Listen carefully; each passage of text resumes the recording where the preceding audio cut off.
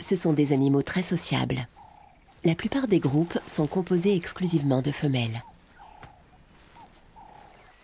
Ce mâle célibataire ne les quitte pas des yeux.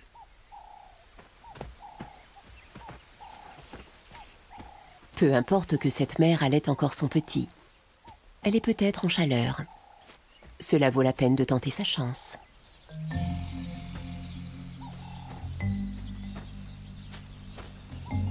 Le mâle tâte le terrain et la femelle lui répond en urinant.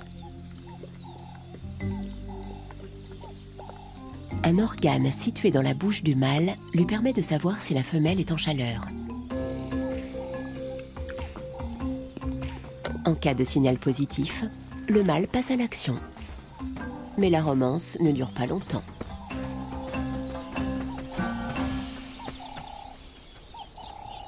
La femelle assumera seule toutes les responsabilités familiales.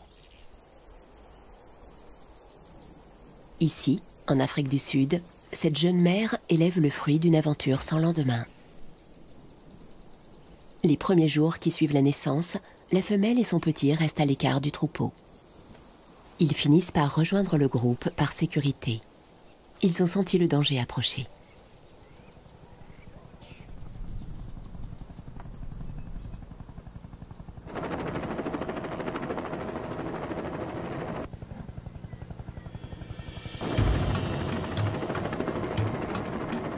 Une équipe de recherche sud-africaine est à leur trousse.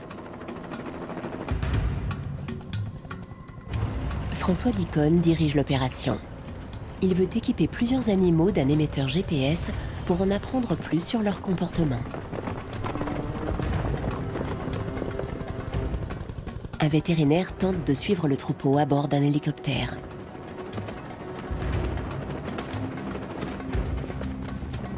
Il faut à tout prix éviter de séparer une mère et son petit. Alors les biologistes ont choisi une autre femelle.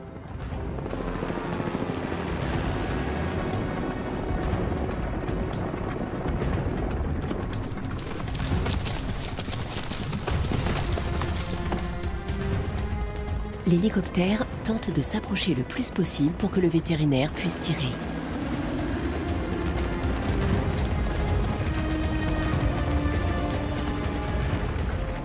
Il faut conduire les girafes à terrain découvert.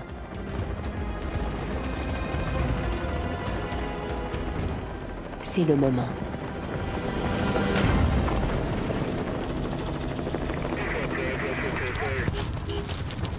Le sédatif commence à agir et la girafe ralentit sa course. Mais elle prend la direction d'un lac situé à proximité et l'équipe doit l'intercepter.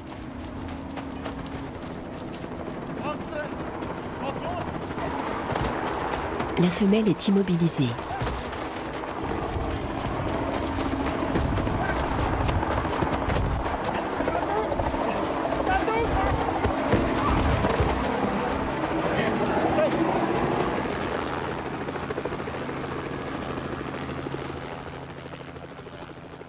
Les chercheurs doivent agir vite. Ils lui bandent les yeux et l'alimentent en oxygène.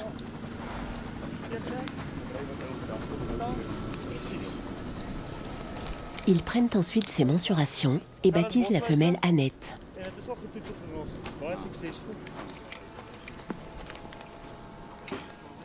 Le vétérinaire la garde sous haute surveillance pendant toute l'intervention. Enfin, un émetteur est fixé à l'oreille de la girafe.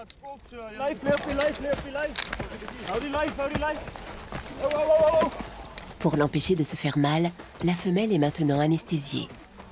Un petit appareil de 50 grammes ne devrait pas déranger un animal de plus d'une tonne.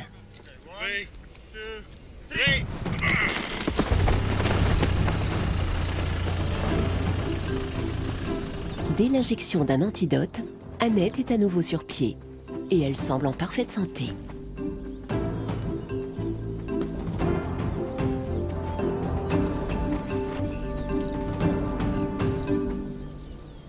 François Dicon est satisfait. Pendant 1 an, la femelle va fournir aux scientifiques des données capitales sur ses déplacements et ses habitudes quotidiennes.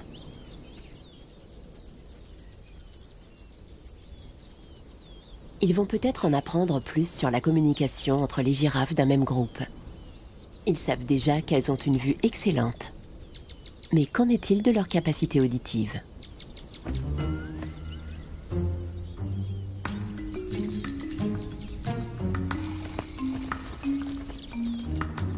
Les chercheurs pensent qu'elles s'échangent des informations par infrasons.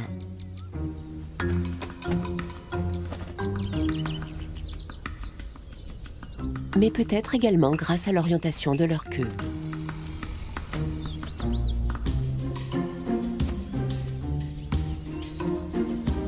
Des individus d'une même famille pourraient même se reconnaître entre eux grâce à la couleur de leur robe.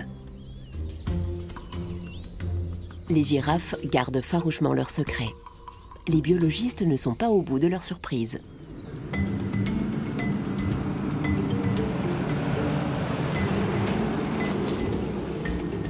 Quelques jours plus tard, François Dicon revient sur la piste de la femelle baptisée Annette. Son collègue cherche la position exacte de l'animal grâce au signal satellite.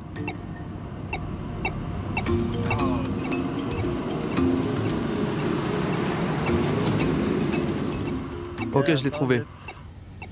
François Dicon finit par l'apercevoir. Je la vois. Elle ne semble pas perturbée par l'émetteur et le badge fixé à son oreille. François Dicon est soulagé de constater qu'elle se porte bien. Annette a de la compagnie et broute parmi les arbres.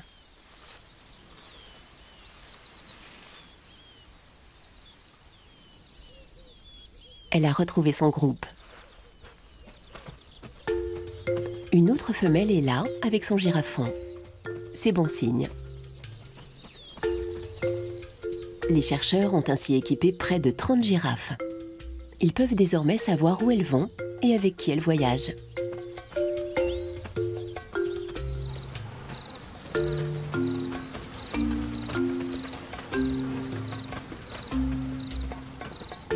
Les girafes s'occupent ensemble de l'éducation des petits. Ceux-ci ont été placés sous la surveillance de babysitters. Les chercheurs ont désormais la preuve que les membres d'une même famille vivent toute leur vie en groupe.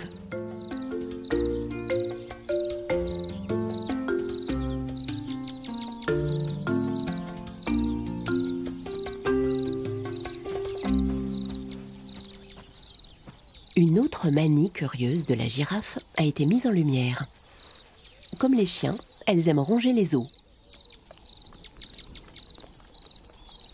Celle-ci s'occupe de sa trouvaille consciencieusement. Les biologistes pensent que les girafes agissent ainsi lorsqu'elles manquent de calcium et de phosphore.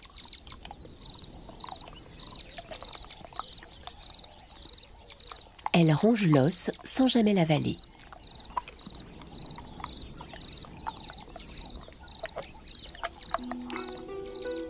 Grâce à ce programme de recherche, beaucoup de leurs comportements mystérieux seront peut-être bientôt expliqués.